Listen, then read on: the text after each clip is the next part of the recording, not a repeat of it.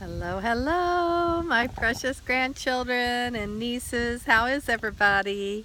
Let me see if I can get this to stay still. There we go. So, guys, we have been studying the courageous men and women of the Bible, and we've been seeing how Moses' mother and sister had to be courageous to save him. Pharaoh's daughter was courageous to save him from the river and to take him home and take care of him. Moses had to be courageous to go back when God told him to go back and rescue his people from Pharaoh, from slavery. Then people had to be courageous to leave. And so after the Passover lamb was slain and all the firstborn died, then Pharaoh told the people to get out and to leave. And so we want to go to Exodus 14, chapter 14. Now, in the meantime, the Lord was going ahead of them, and he guided them by day by a cloud, a pillar of cloud, and by light at night with a pillar of fire. And that's how they knew where to go. And they could travel by day or by night. And so in chapter 14, the Lord gives instructions to Moses, and he tells him to order the Israelites to turn back and camp by, a long name there, Pi Hahiroth, between Migdal and the sea. Camp there along the shore across from Baal Zephon. Then Pharaoh will think the Israelites are confused, they are trapped in the wilderness. And once again I will harden Pharaoh's heart, and he will chase after you. I have planned this in order to display my glory through Pharaoh and his whole army.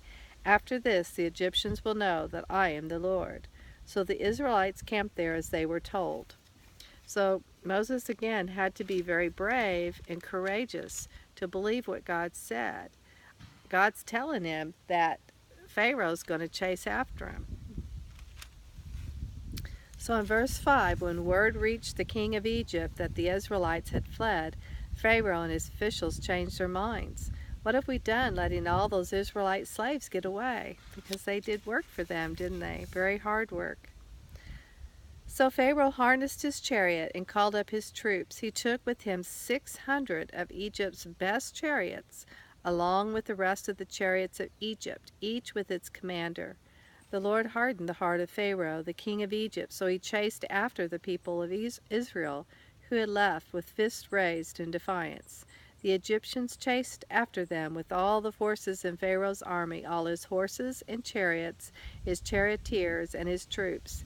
The Egyptians caught up with the people of Israel as they were camped beside the shore near Pi-hahiroth, across from Baal-zephon. As Pharaoh approached, the people of Israel looked up and panicked when they saw the Egyptians overtaking them, and they cried out to the Lord, and they said to Moses, "Why did you bring us out here to die in the wilderness?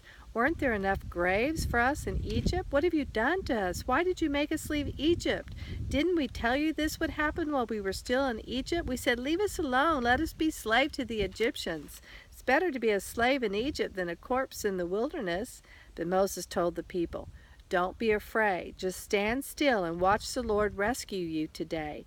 The Egyptians you see today will never be seen again. The Lord himself will fight for you. Just stay calm." So Moses had to be very courageous because the people were very afraid, and they were panicking, and they were just going crazy, basically. They were scared. And so Moses had to be very courageous to speak out what God had told him. Then look in verse 15. Then the Lord said to Moses, "Why are you crying out to me? Tell the people to get moving. Pick up your staff and raise your hand over the sea. Divide the water so the Israelites can walk through the middle of the sea on dry ground. And I will harden the hearts of the Egyptians, and they will charge in after the Israelites. My great glory will be displayed through Pharaoh and his troops, his chariots and his charioteers. When my glory is displayed through them, all Egypt will see my glory and know that I am the Lord." Then the angel of God, who had been leading the people of Israel, moved to the rear of the camp. The pillar of cloud also moved from the front and stood behind them. The cloud settled between the Egyptian and Israelite camps. As darkness fell, the cloud turned to fire, lighting up the night. But the Egyptians and Israelites did not approach each other all night. So a miracle happened, didn't it? Yeah, God protected them. Then look what happens. Moses obeys God. He's courageous again, and he raised his hand over the sea, and the Lord opened up a path through the water with a strong east wind, and the wind blew all night, turning the seabed into dry land. So the people of Israel walked through the middle of the sea on dry ground with walls of water on each side. So God separated the sea, the deep sea, so that the people of Israel could escape. Then the Egyptians, all of Pharaoh's horses, chariots, and charioteers, chased them into the middle of the sea. But just before dawn, the Lord looked down on the Egyptian army from the pillar of fire and cloud, and he threw their forces into total confusion. He twisted their chariot wheels, making their chariots difficult to drive. "Let's get out of here, away from these Israelites," the Egyptians shouted. "The Lord is fighting for them against Egypt." When all the Israelites had reached the other side, the Lord said to Moses, "Raise your hand over the sea again. Then the waters will rush back and cover the Egyptians and their chariots and charioteers." So as the sun began to rise, Moses raised his hand over the sea, and the water rushed back into its usual place. The Egyptians tried to escape, but the Lord swept them into the sea. Then the waters returned and covered all the chariots and charioteers, the entire army of Pharaoh. Of all the Egyptians who had chased the Israelites into the sea, not a single one survived. But the people of Israel had walked through the middle of the sea on dry ground, as the water stood up like a wall on both sides. That is how the Lord rescued Israel from the hand of the Egyptians that day. And the Israelites saw the bodies of the Egyptians wash up on the seashore. When the people of Israel saw the mighty power that the Lord had unleashed against the Egyptians, they were filled with awe before him. They put their faith in the Lord and in his servant Moses. So you can see from this story that we can trust God, can't we?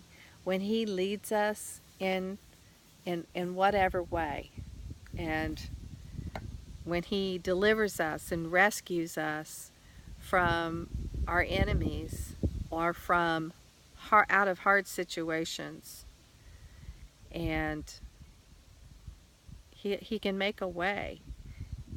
We may not understand in our minds, like I'm sure the people in their mind could not understand how they could possibly escape from the Egyptians when they had the Egyptians on one side and the sea on the other side. There was no escape in the natural. But our God is a supernatural God.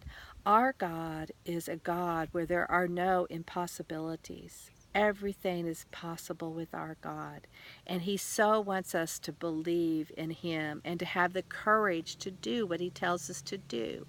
Nothing is too hard for us when we trust in our God, a God that can do the impossible through us. And Moses had to be courageous to believe that God wanted to use him to save the Israelites.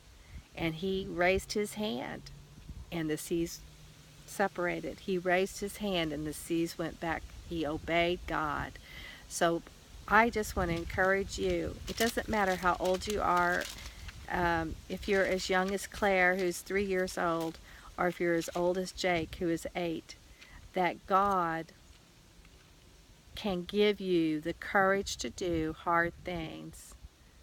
So I just speak blessing over you. I'm so proud of each one of you, and I just long to see you becoming more and more and more in love with Jesus and trusting God to help you in whatever situation you find yourself in, because he is calling us to be brave and courageous men and women of God, isn't he?